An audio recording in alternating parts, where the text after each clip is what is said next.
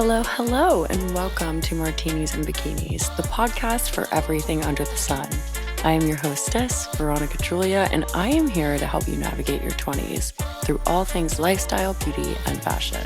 So, if you're ready, let's dive into today's episode. Well, hi, Kate. Hi, Veronica. Welcome. Thank you. I feel like I haven't seen you in years, even though I saw you like a few weeks ago. Thank you so much for having me. Oh my gosh. I'm very excited. Absolutely. And you made the trip all the way from DC. Yes. And you're in New York for a few days. Mm-hmm. Are you excited? Very excited. I haven't been back since 2019, probably. Oh my gosh. I feel like a lot of things changed. I feel like in New York now I've heard about it, but I see all these French cheers, the restaurants like with a French look. Uh-huh. And I'm like, okay, that's what people have been talking about. Oh, yeah. Oh, my gosh. There's like so much going on in the city all the time. Things changed, yeah. So I usually like to start these episodes off with the roots. And I'm sure people can hear your beautiful, lovely accent. So I feel like it would be super fun to start off with where you're from and just kind of like the foundation of who you are. Okay. Yeah. So I am from Ukraine. I guess I should start with the fact that my name is Kate Andreya. It's not actually my last name. So my last name is very difficult to pronounce. And so I went with Andreya because my grandfather is Andriy. So I wanted to kind of, honor him because I feel like he's a very important person in my life.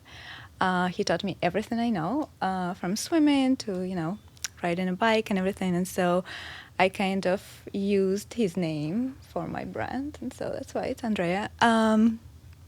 I grew up in Ukraine. I'm the only child in the family. I had a beautiful childhood, very close with my family. Then I went to study at the University of Slavonic Studies, and I studied English and German, and basically graduated as a linguist. So I was meant to be a translator or possibly work at the university, and teach, basically. And so when I was 20 years old, I felt like I wanted a different experience. I wasn't sure where I was moving towards.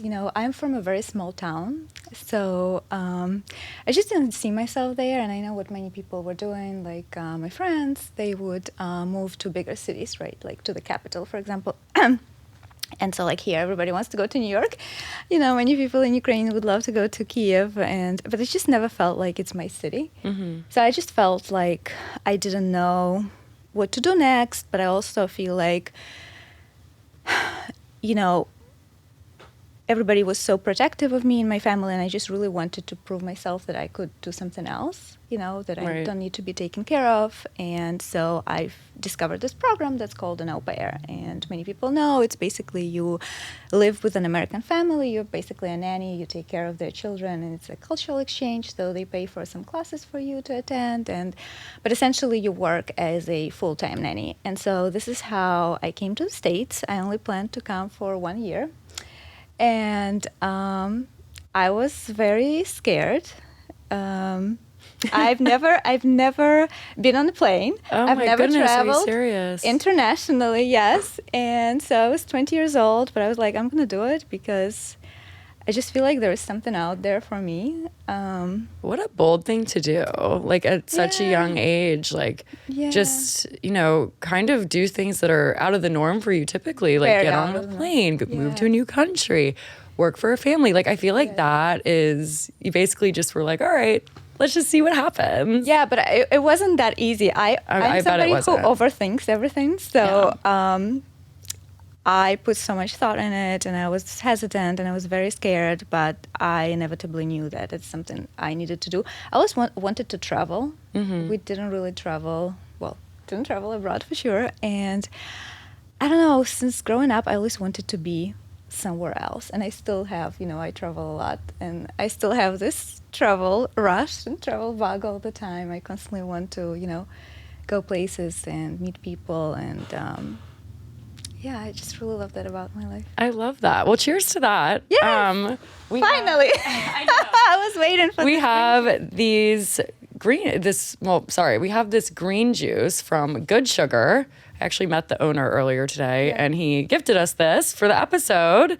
So I'm going to pour us some green juice because we can kind of delve into this a little later. But I want to talk about like your health journey and like everything that you've uncovered recently and just like the whole gist of that. So I'm going to pour these. Okay. We have them for the episode. Drum roll. You know, when you were leaving my... Oops, it's okay. Do we need a napkin? Yes, probably. I still... Blooper. You know, when you were leaving my studio and you said, well, maybe we'll do some healthy drinks. And I said, no, it's okay. We can do wine. And here I am texting. Oh. Texting you yesterday. Hey, Veronica, can we do something healthy? Yes. Okay, let's put that. No, okay. Fantastic. Okay, great. Yes. Can we go? Yes. Cheers. Cheers. Oh, and it matches you so. Oh my gosh. I know I match. Amazing. There's a cucumber in here. Yeah, there's cucumber. Ginger. Yeah, ginger. Celery juice. A few different greens. Yeah. It's really good. Yeah, and everything's made in a glass bottle, so no plastic involved. And they make everything fresh in the store. Yeah, you're supposed to drink juice right away. Oh, you yeah. cannot let it sit. Absolutely. But it's so funny that you mentioned like not traveling a lot growing up. I actually never traveled abroad or even really traveled with my family growing up. And then I think I always had this itch to do it because of that. Is that how you felt? Exactly same. We did travel a little bit. A few summers we would go to the beach, and I really love swimming and I love the sea. It's my passion and obsession, I would say.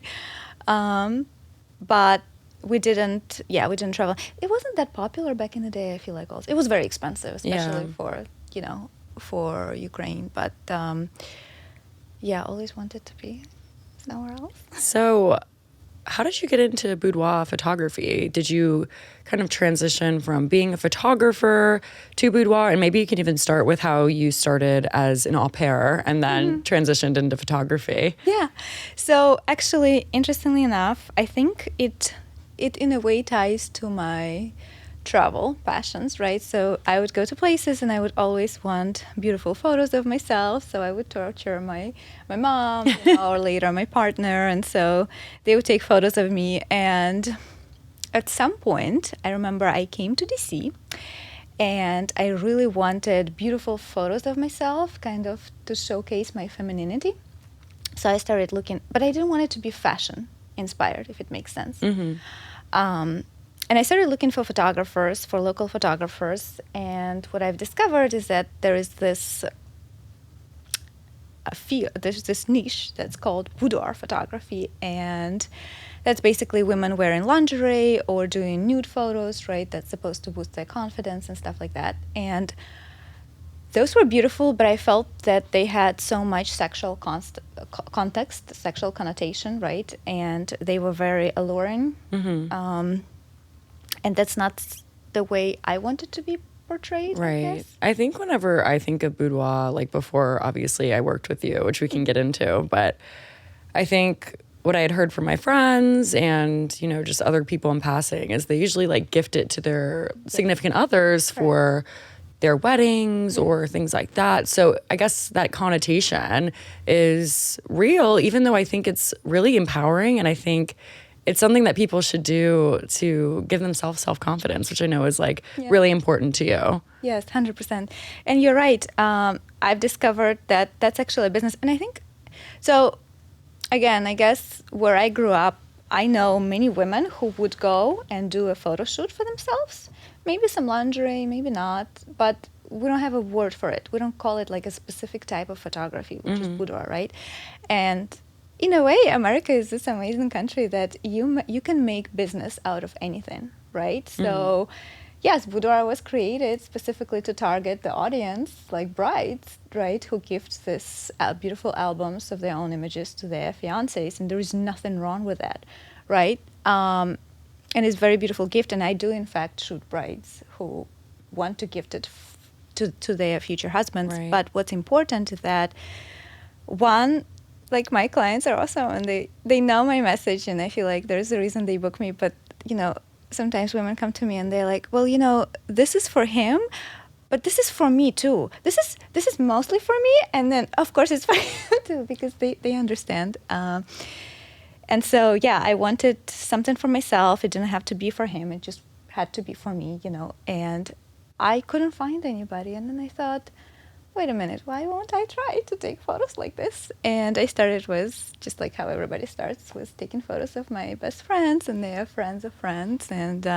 started posting them on social media, and here we are. I love that. And I think it's like such a divine feminine energy that you translate into these photos, and also the experience as well. As somebody that just did a shoot with Kate, I didn't go like full boudoir, but I am totally doing it next time I'm in DC. Yes, sometimes you need to warm up. Yeah, it was a warm up. I was just getting warmed up, no worries. But I feel like just you're so elegant about the process, and you make it so comfortable. So I feel like anybody would be so honored to have the experience of working with you, because, I think you're not just trying to contribute to like this huge ever-growing bridal industry let's just make as much money as possible off of this bride so she can gift it to her husband or fiance or whoever. And I think it's like really cool that you treat it as an art, as opposed to like, okay, like I'm just doing this because it's like, the hip 100%. Thing to do. 100%. No, I tell this to women. I always post it on social media. I talk about it on stories and stuff like that you do this for yourself. When it's Valentine's Day, I don't target brides. I don't target, women who want to do it as a gift. I always say, you put an oxygen mask first on yourself. And unless you feel yourself with good energy, and unless you celebrate yourself and you're really good with your own self, you're comfortable with who you are, and you really love yourself, you cannot expect, I think, to look for a meaningful relationship with other people, because we want so much to be loved by others, and we expect them to be impressed by ourselves, when very often we are bored of our own selves, you know what I'm saying? And don't really love ourselves. It's very weird. I always tell people, I think we are so consumed with how other people portray us and how we feel, or how we make other people feel. And we forget to sit there and really be present and think about how this person is making us feel. So I think it's like really cool to be kind of just introspective. And I think your process of boudoir, and as somebody who recently went through it, whenever I got my photos back, I was like, oh my God, now it's our podcast art. I love your photos. So if you guys want to look at the podcast art, that's some of Kate's work. But I mean, I felt like I was on top of the world. I was just like, wow, like you really just captured me in such like a great light.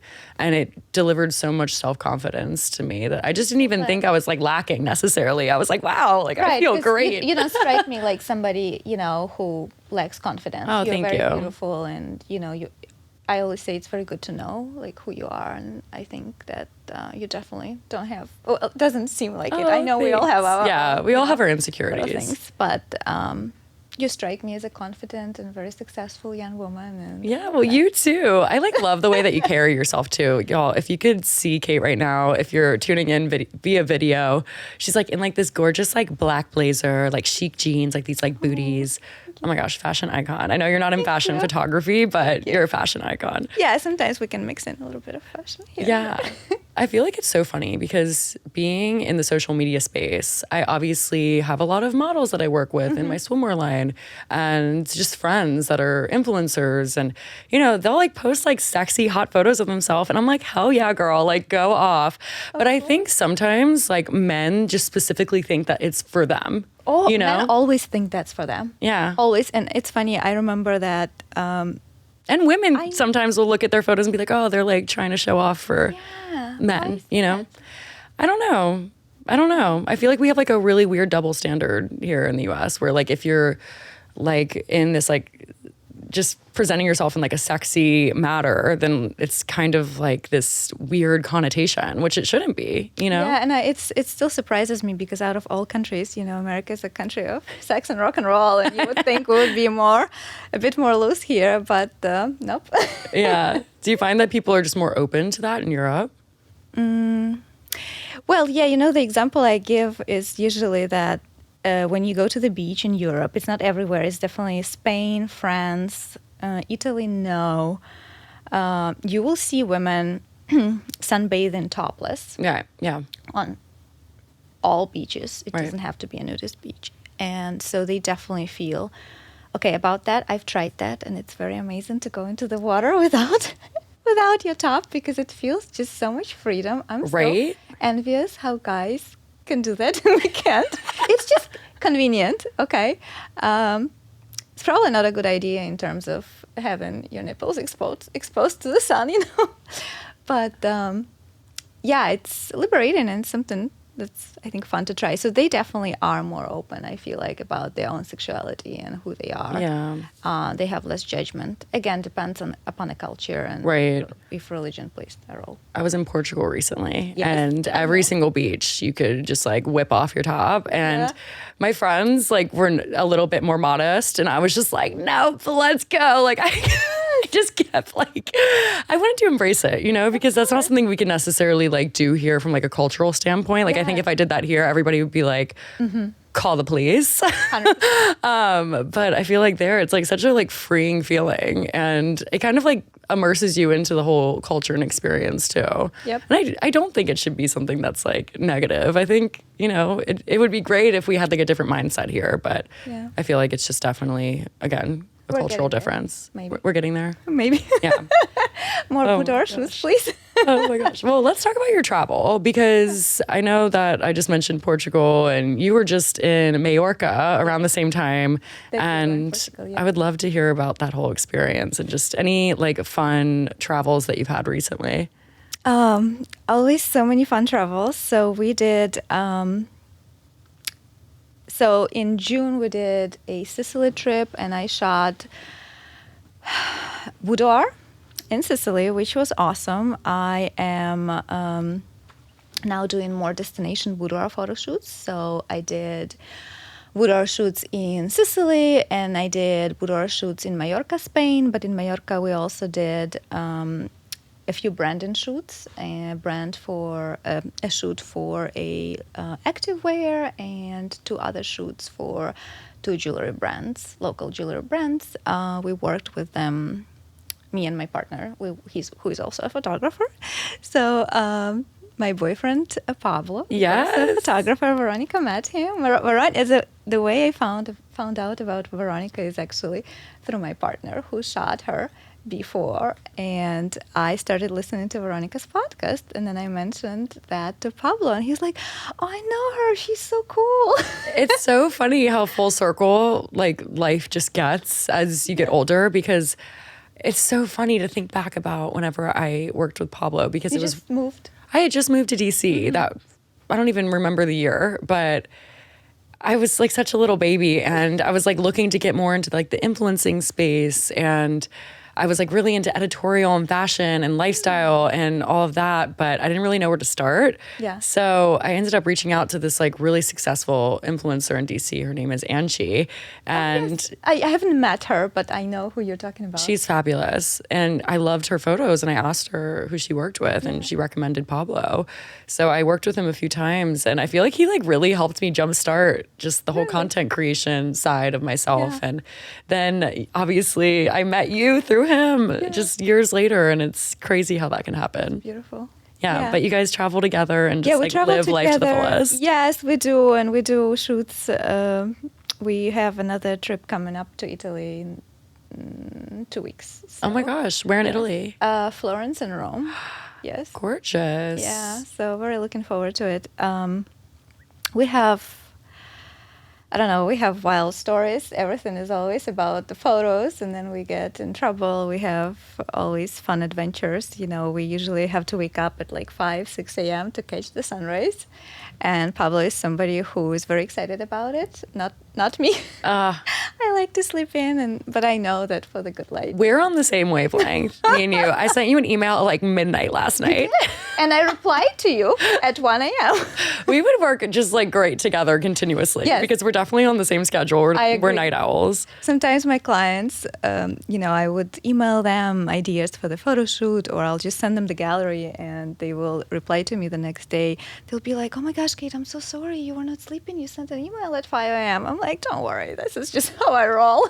Oh my gosh, I love it. I work all the time, but I love that. Yeah, I feel like it's important to be doing something that you love if you're going to be up till 2 a.m. working on it. You don't feel like it's really a job because it's such a big part of your life. I think that's the same for you. I mean, you're doing so many things, right? You have a swim line, you have a podcast, and you're, I assume, doing influencing, right? So you have deals with brands and stuff like that. It's a lot.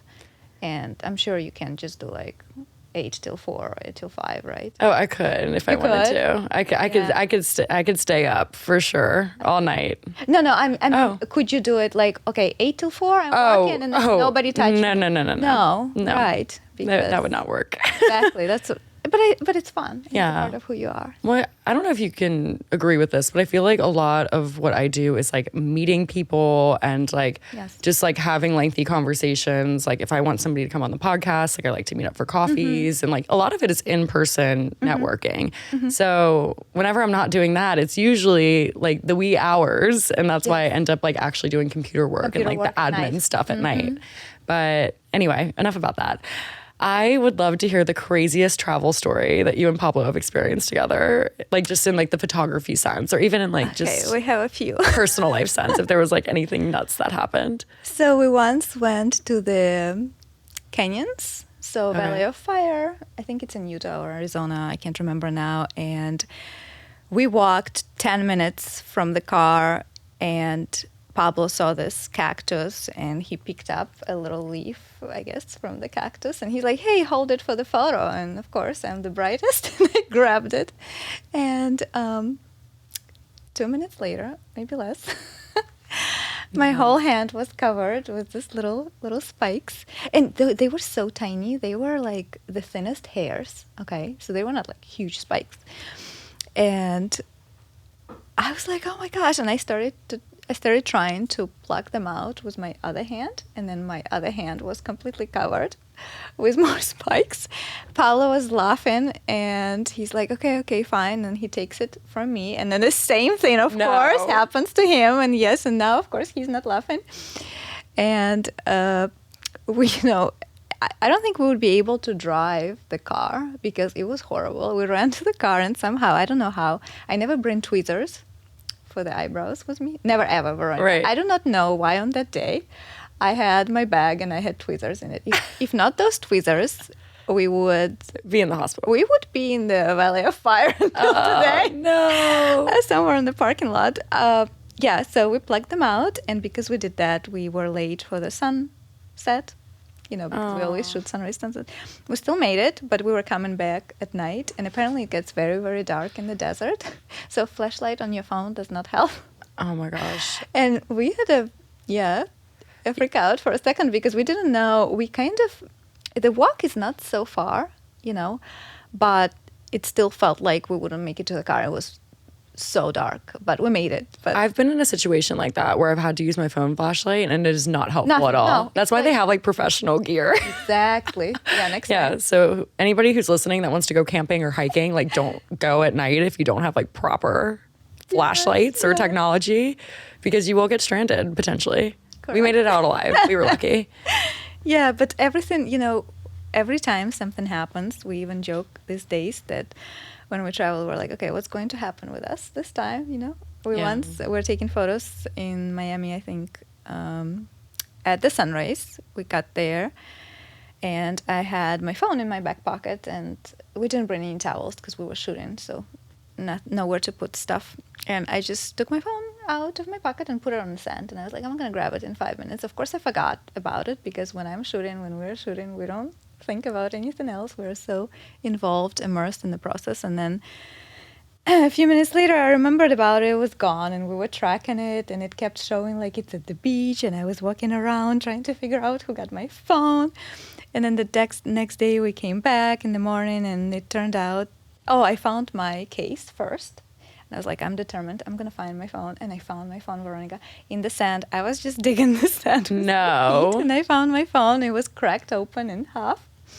So apparently what happened, the plow that's cleaning the beach, it just plowed my phone, and so it got damaged and cracked in two. So it didn't work? It didn't work, but, I was happy. Yeah, at least you found, like, the physical phone. I have my phone, yeah. So oh, my gosh. It always happens, It really does. You have lucky girl syndrome, though. Have you heard of that? No, I never heard of that. But it sounds appealing. It's having, like, a positive mindset and, like, good things just, like, happening to you. Like, if, like, you're in, like, a shitty situation and you, like, remain positive, of course, like, good things will happen. 100%. Yeah, There's that's no you. other way out. Good. Oh my gosh, I actually lost my phone on the beach in Miami, but it got stolen. It got stolen. Oh, Yeah. gosh. Yeah. But I'm curious. So how do you and Pablo, like, work together whenever you guys are both shooting, or do you assist him and he assists you? Like, how does that dynamic work? So we normally, these days, honestly, because I shoot mostly boudoir and feminine portraits in studio, right? I work with women exclusively and, again, focus on those two parts of photography. He does more lifestyle, branding, and fashion. He does a lot on location shoots, and we don't often work on projects together unless it's when we travel and we shoot for brands. Mm-hmm. Other than that, he has his thing going on. I have my thing going on, but we always take photos when we travel just for fun, just for ourselves. Yeah. By we take photos, I mean he takes photos of me. I love that. And the photos he's taken of you are just so drop dead gorgeous. Thank you. So, like, you're his muse, I feel like. Of course. But you know what I want to say? I often hear women complaining, I wish my husband could take good photos of me. And honestly, this is a lot of work. This is a full-time job. And those photos, even for us, even though we both are photographers, they don't happen within a few minutes. I mean, we can take good photos, right? But we want photos that we would really love. And for that, we you want the shot. The shot, exactly. And unless I hear him saying, oh my gosh, this is so good, babe, hold the pose. Oh, I got it. I'm like, yes. Unless I hear him saying that, I'm like, is it bad? I know it's bad. And so I know we have to be there longer because, of course, we want to get the shot. Right. But I do also suggest if, do not expect somebody else to take photos of you that you want. So if it's your partner, let's say, and he doesn't know, he cuts half of your face. Oh my goodness. Put him exactly where you want to be. Take a photo of him and show him, look, this is how much space you need to leave from my head to the top of the photo. This is how much ground you need to leave, right? This is how I need to be centered. Make sure you leave you straighten the horizon so it's not crooked. So you have to explain those things, and then that person, I know for sure, because I've taught many people to take photos of me like that, that person will take a photo of you exactly the way you want, but you have to literally tell them exactly and take a photo of them first and show exactly what you're looking for. Otherwise, don't expect, I feel like it also, like, takes a lot of, like, time and energy off, because if you're just standing there posing, like, doing all of, like, the fabulous poses that you can do, it's going to annoy you. Do those if somebody just is snapping away however the fuck they want, and then, you end up with nothing. But if you were to go up to them and be like, hey, can you do this much space and this much space at the bottom, or even do, like, a test shot for them using themselves, like, I feel like that's definitely going to get the job done quicker. Yeah, because I always feel bad for those guys and husbands that women complain about. They're like, he takes horrible photos. I'm like, show him how you want that photo. He doesn't know, poor thing. Yeah, they're trying. Yes. They really are. And I know that there's a lot of people that are nervous to ask people to, like, take photos of them too, because they feel shy or awkward or insecure. And I have zero shame. I don't know about you, but I will go to a complete stranger and be like, hey, can you take this photo of us? Yeah. And usually they're really receptive of it, and they're super nice about it. And maybe they want one too, Maybe a friend actually did that this weekend and took a picture of a couple after they took a picture of us. So I love that. But I'm curious. I know that you had mentioned a little bit about, like, how you got into boudoir, and have you ever, like, sorry, let me rephrase this. Did you ever think about going into, like, any other forms of photography, or was it just, like, what happened? No, so for some reason, I know many photographers start with something else, portraits or weddings. And actually, many people were telling me at the beginning, when I would tell them I'm a photographer, they would ask, wedding photography? And I'll be like, no, boudoir. Oh, what is this? And then, oh, why don't you go into wedding photography? Because people assume that that's where the money are, which, yes, there are. Mm-hmm. But one, boudoir is very profitable. But two, I do this because I genuinely love it. And I feel like with any other type of photography, you capture memories, and that's amazing. But for me, the reason why I shoot boudoir and I love so much working with the women I work with is because I think I change women's lives. You know, I think I change the way they think about themselves, the way they love themselves. Again, that means they have a better relationship with other people and with themselves. And so, yeah, I always look for meaning in everything in my life, in any concept. You know, everything needs to have meaning, and boudoir has meaning for me. Yeah. And everything else is just, okay, we had this awesome photographer. He took photos of me and my family at the park, 5-star reviews, and that's it. It's nice. But, you know, I have women who come to me, and almost every client I have tells me that when they found my work online, they assumed that I only work with models. And they never would have thought that they would be able to look the same on the images. Mm-hmm. And then they do come to me, and I always show the back of the camera throughout the shoot, you know, and I've had women, you know, start crying. I just had a client a week ago, and she actually recorded a video review, which was so sweet and beautiful. I still have to post it. I'm saving it. Oh my gosh, yes. And she said what, you know, women say very often. She said, you know, I did think that all those women are models. And then I saw, oh my gosh, this is me. I very often hear this phrase, is it me? I cannot believe this is me. And I think it's because I focus on the artful aspect more. I focus on the body. So we often will shoot some portraits if this is something you're interested in, but I like to focus on nude images. I think nude images are the most artful, and I always ask if my client is comfortable going that route. And believe it or not, even the clients that are a bit hesitant, because not everybody can say, oh yeah, I'll go do nude photos with a stranger, right? When they do show up and we start shooting other looks, maybe lingerie, maybe, you know, white button-down shirt, something more effortless, but covered. And then they'll be like, yeah, I'm going to try a nude look, maybe a few. And I could say almost every client I shoot does a nude look with me, and they're very happy they do. And, which is very interesting, they end up loving those images more. And what I say is that, you know, when you're in lingerie, I always shoot it very tasteful, but still lingerie is more alluring and seductive, right? It has a different subcontext. Versus boudoir, it's timeless, it's classy, and it's artful. Right. And I always say, if you can picture a photo, an artfully taken photo of, let's say, a woman's body part, right? And if you can print it and hang it on the wall where your identity is not revealed, so it's not about your face, maybe it's a crop shot of your lips, maybe it's your back, maybe it's your collarbones, anything, maybe it's your stretch marks. And if you can hang it on the wall, or if you can picture it being in the art gallery, that's timeless and that's artful. Mm-hmm. And that's not something that would happen with lingerie looks, I guess. Yeah, you know? no, that's so spot on. For that. Yeah, I love that. It really is an art, you know, because I feel like any like really incredible piece of art that expresses like the female body, I always like am so like drawn to that, because it's really such a beautiful thing, and it's something that should be celebrated. Yeah. And I love that.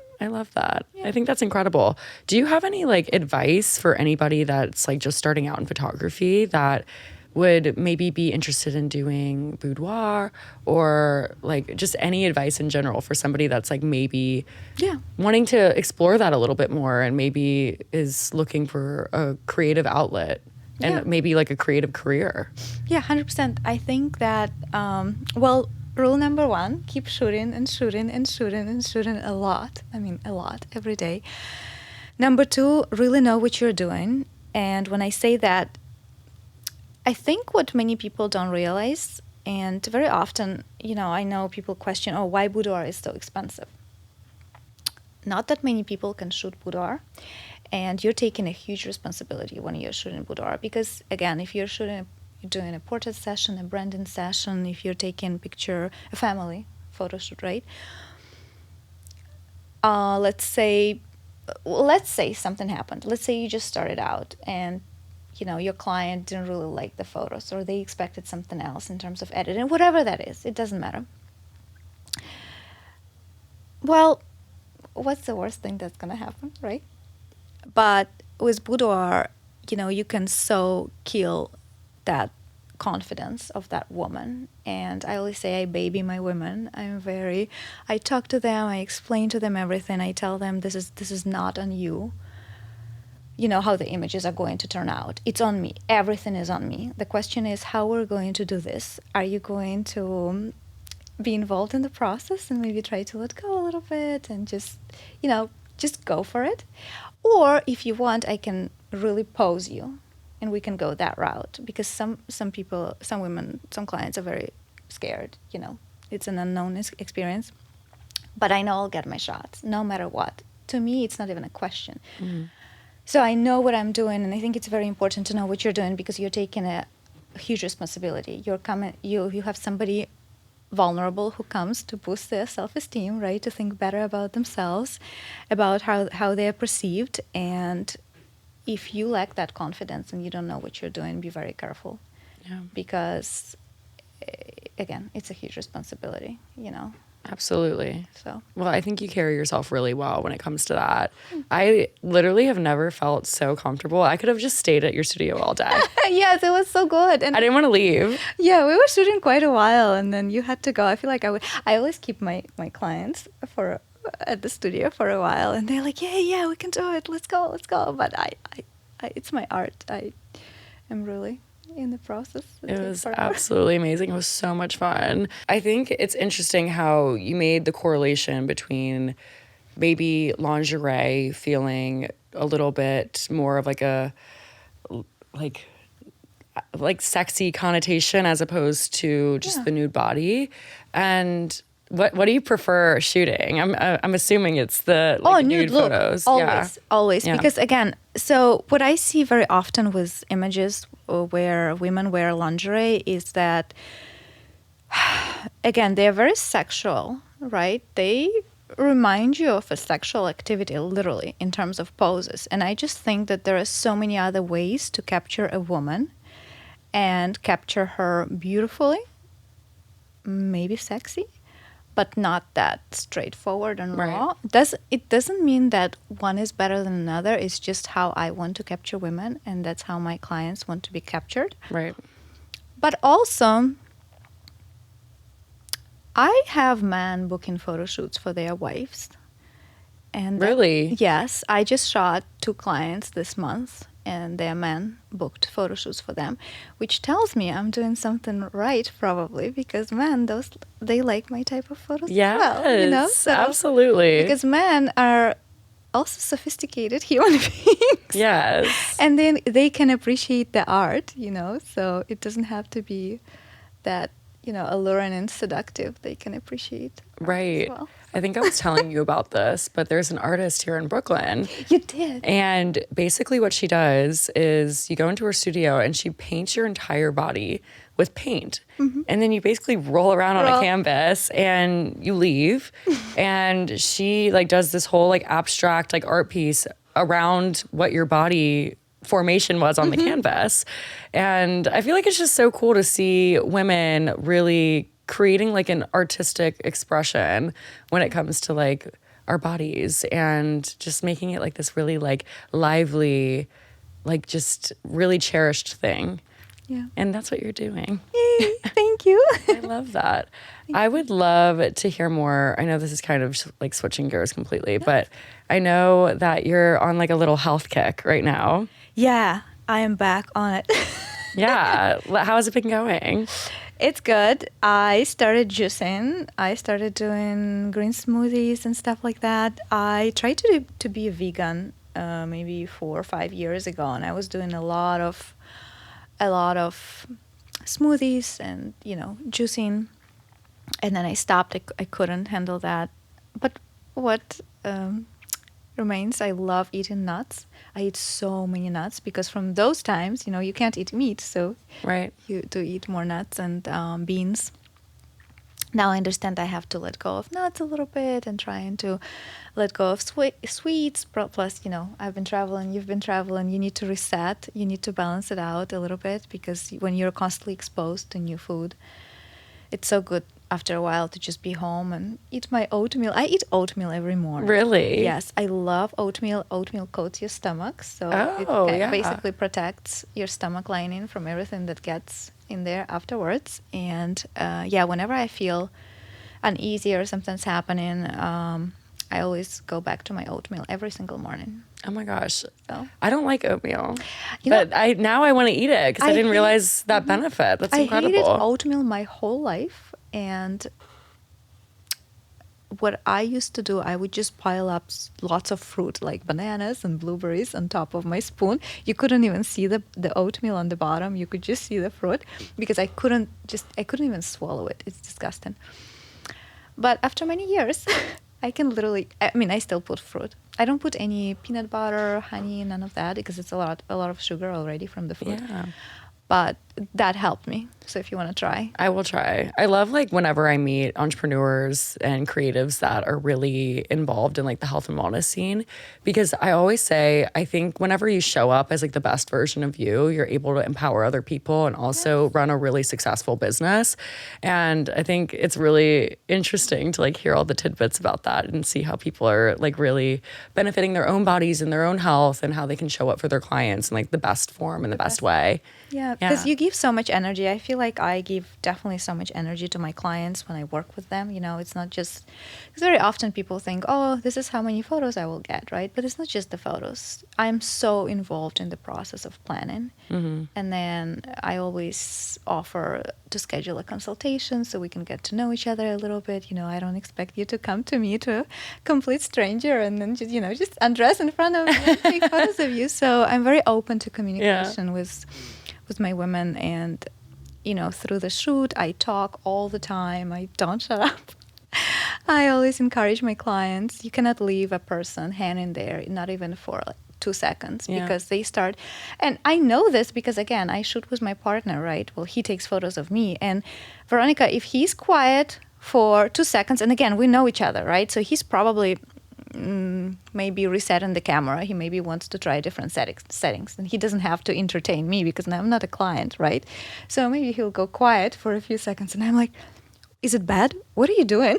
Yeah. And again, I'm somebody who's very confident in front of the camera, but I question, I'm like, oh my gosh, this is bad. Now imagine a person who never done a photo shoot and they're standing in front of you. You need to encourage them all the time. I feel like I gained a lot of my confidence by doing shoots with photographers because I think once you're in front of that camera, you're the center of attention. And it's okay, this is my moment to shine, but also I need to get out of my own skin and my own head and just let go and embrace the situation and recognize that at the moment you are the center of the attention. And I feel like what you said earlier about how it really teaches you a lot about yourself. I 100% agree. And I'm sure you learn so much being behind the camera, but also in front of the camera. You do, 100%. Yeah. But behind, I had this photographer who shot me in 2019, I think. And, I have a few poses I know I can pull off, but not that many, but I have a few. And so he was taking photos of me, and he was quiet the entire time. And the photos were amazing, by the way. I picked him specifically for the type of photos he takes. And that was in Ukraine, actually. I really loved his retouching, and he told me a little bit about how he retouches the photos. So it was a bit of a collab. But, I just would hear that shutter go off and just complete quiet. And I know I'm going into my third pose for the 20th time. So I keep redoing the same thing over and over again, and he keeps clicking. And I'm like, why is he clicking? I'm doing the same thing, and he's not telling me anything. It was horrible.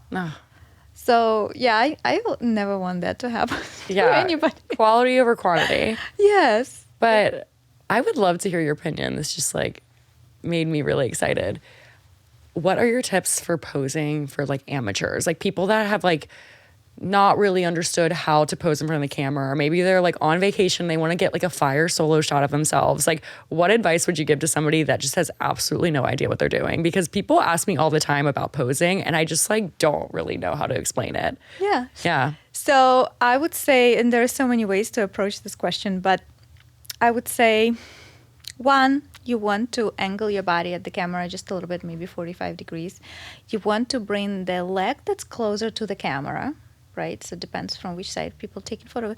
You want to bend it. You want to bend the knee. So you want to create triangles, as many triangles as possible with your body. So that way you create a triangle with your leg. You can put, of course, your hand on your waist. You want to feel your shoulders. I always tell my clients to angle the shoulders at the camera a little bit. So you don't want to stand looking at the camera straight, like as if you would when you're looking in the mirror. You want to angle either left shoulder a little bit or the right shoulder a little bit at the camera. It really depends. And it's interesting because, and then again, if you're in my studio, I would want you to forget all of that, because women often ask me, do I need to practice poses? I'm like, no. Because again, I shoot something very effortless and feminine, and I direct you. I kind of teach you to start moving on your own. Mm-hmm. And very often I feel like people think of photography and posing, and they picture what professional models would do specifically for fashion shoots, because that's what they see. Right. And what you see there is very strong, confident poses. It's very sharp poses. It's very strong poses. The way I shoot is very soft and feminine, and it's not necessarily, it doesn't have to be about confidence. It can be maybe about vulnerability. I love that.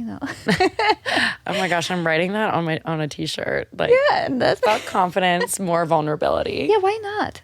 Why not? Why do you always have to pull out that person out of yourself that maybe you're not, or you don't feel like being? And again, women often will tell me, "Oh, but I'm not a model and I don't know how to pose." I'm like, trust me, I've worked with models trying to do a photo shoot with them the way I want to shoot them. They cannot let go because they are so used to going to their strong fashion-inspired poses, if it makes sense, that it's very hard to rewire their brain to start moving how I want them to move, and very mellow and slow and not trying hard. Don't try to impress anybody. Right.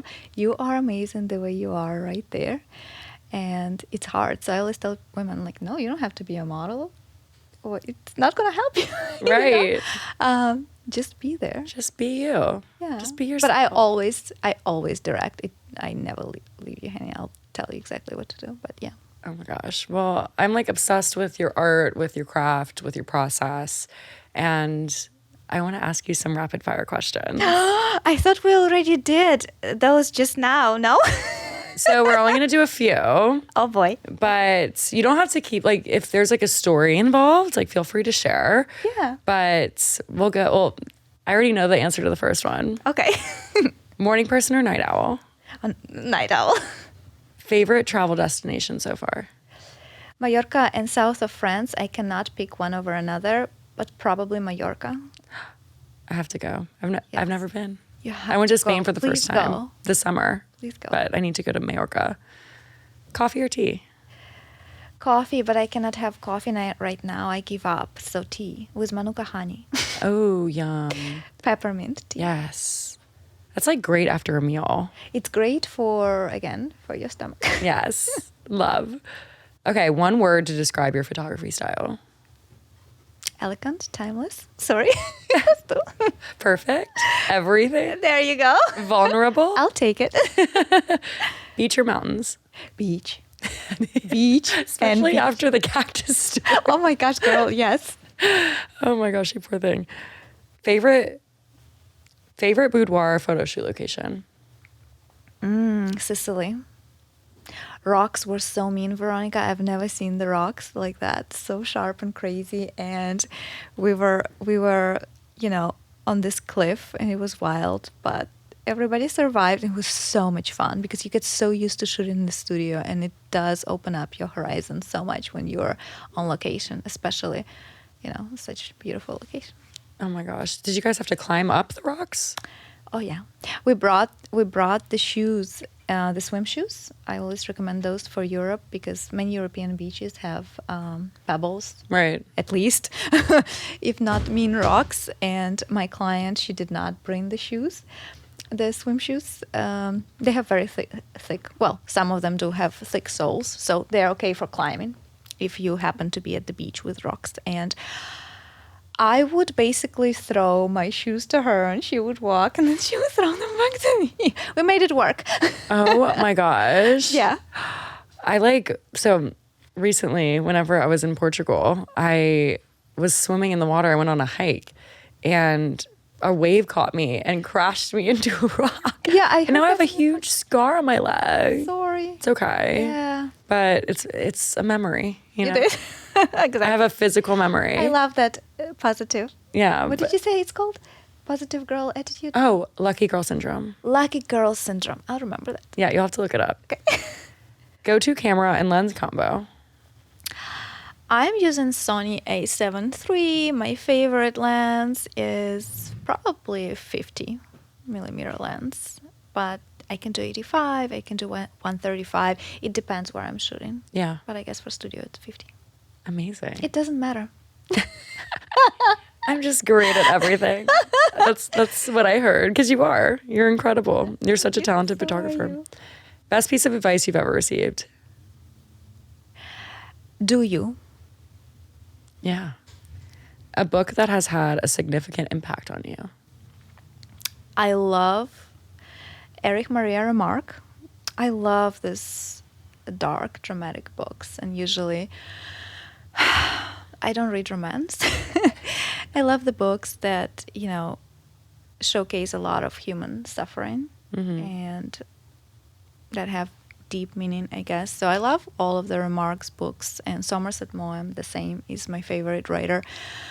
But Remarque writes about war, about First World War, and it's very dark, and the heroes usually still find strength to love and, sometimes even pursue their dreams. But my favorite book is, if we're talking fiction, is Night in Lisbon. Oh. It has nothing to do with Lisbon, really. I'm sorry. I tried to give that book at one point to my friend, and I accidentally read a review to this book, and one guy was like, I just came back from the trip from Lisbon. It was so awesome. And then I went to the bookstore, and I saw this book, and I grabbed it. It was not what I expected. I'm like, no, it's not. Oh, my goodness. It's a beautiful book about resilience and about suffering and about love. Oh. So I recommend it. I need to read it. I haven't read it. It's beautiful. It's a beautiful love story. I'm going to put that on my list. I think everybody would want that type of love. Oh. Yeah. Wait, I'm excited. I love romance books. Give me the sexiest book ever. I'm reading fairy porn right now. Yes. You do? Maybe you need to give me some advice. It's A Court of Thorns and Roses. I think I'm saying that right. I've heard about Every single woman on the it? planet has read it, because I have never received so many messages on Instagram whenever I posted about that I was reading it. Yeah. Oh my God. People have been texting me and they're like, hey, where are you in the book? I just want to reread it through you. I'm vicariously living People through you. recommended me that book. You like it? It's so good. Really? Okay. Maybe I'll try. I think it's my favorite thing about life. So many people love those crazy romance novels, and they'll be reading it on the plane next to their kid, or they'll be at the mall shopping, but whipping out their Kindle whenever they are at the food court. I think it's hysterical that so many people walk by them and have no idea what you're reading. Yeah, I feel you. I understand. But anyway, if you weren't a photographer, what would you be? A travel planner, destination, something. I'm obsessed with planning my trips. I do not take this lightly. I enjoy the process so much, and it brings me so much joy. You have no idea. Oh, I love that. Yeah, so something travel related. I love that. One thing you can't live without while traveling. Oh boy. Okay, I have a confession. So I carry my carry-on with me always. So doesn't matter how big my suitcase that I'm checking, I'm always carrying my little small suitcase that fits all my clothes that I really love and that is irreplaceable. It's not about the cost of the item. It's about the fact that, you know, it's hard to find brands that work for me, I guess, size-wise. So I created that wardrobe that I really love. And I know if I lose one of those pieces, you know, they always lose your luggage. Oh, yeah. They lost my luggage in Europe so many times. So I've learned my lesson. So basically my little carry-on suitcase with everything in it, I cannot leave it. Oh my gosh, so you don't check a bag at all? So you know what they do sometimes in Europe at the layover, and I probably shouldn't say this, but whatever. They will put the tag on your little suitcase, on your carry-on one, and they'll say, sorry, our flight is too full. You cannot bring this bag. So we'll check it for free. Here is the tag. Give this suitcase to somebody. You know, when you actually go onto the plane already, there are always these guys in bright vests. Right. They see the tag and they'll grab it from you. And so I tried to fight that so many times in so many different European countries, and then eventually I learned the lesson. I just go past that person who puts the tag on, and then I'll rip the tag off. I'm cracking up. Hide it because I'm not giving my luggage away, because I did, and I had my luggage lost. And one time I was in France, and it took them basically 10 days to deliver my luggage back to me. And again, we're not going through that again. No, never. So, well, you hacked the system. That's a life hack. I did. That's a life hack. Yeah. So, don't be scared. Just make sure they don't see you. Oh my gosh, I'm obsessed. Okay, your dream photography collaboration or project, and this is our last one. You know, somebody asked me recently who is the celebrity I would love to shoot, and I said nobody. Because I truly, you know, enjoy working with all the women that trust me and who book me and who come to me specifically for my vision and my style in photography. And the women who always used to say, just like you did at the beginning, that they always thought that boudoir is either a gift for their fiancé or is just something not for them because they do not want to be portrayed that way.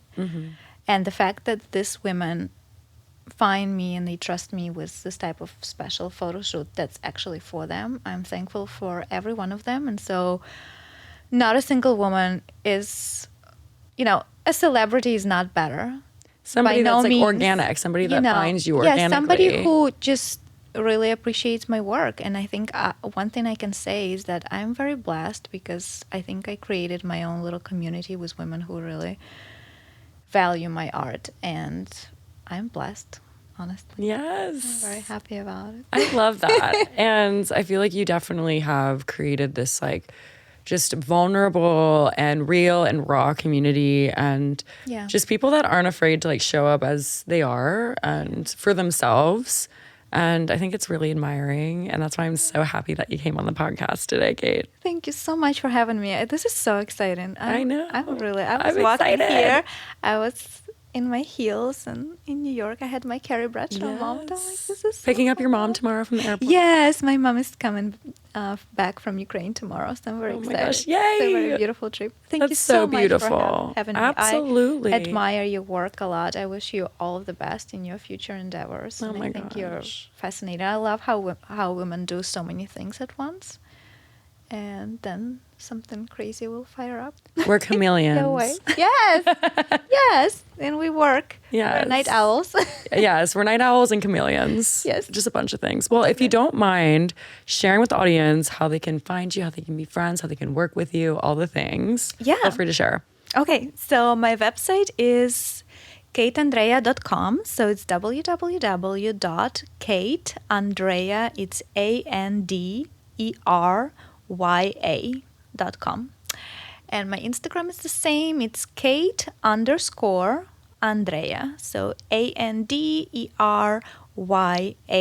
You have to type the whole thing because I have two other pages. One is for family photo shoots. It's very little small portfolio because again I mainly focus on boudoir. But then women come to me for a boudoir shoot, as my client says.